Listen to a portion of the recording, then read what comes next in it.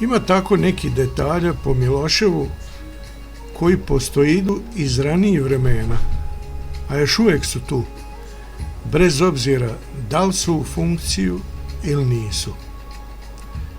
Na naslovnu fotografiju je stara telefonska bandera na kojoj još uvijek stojidu porculanske šolje ili ti pravilnije porculanski izolatori, a koji su zapravo bili nosači bakarnih žica za telefonske linije. Ova saslike stoji blizu Novomiloševačkog centralnog parka, priko puta najvišlje zgrade u selo, zvate Miloševčanka.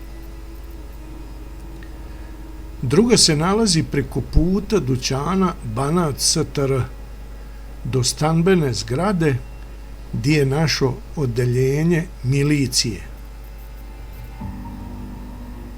Na sljedeću fotografiju možete vidjeti detaljnije kako su se bakarne žice uvijele na određeno mesto i odatle po luftu vodile do pretplatnika.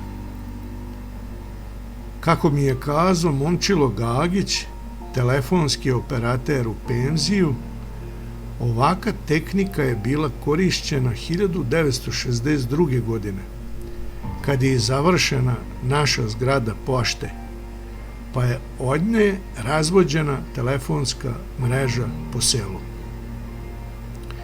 Još mi je napomenio kako su ti porculanski izolatori imali iznutri navoj,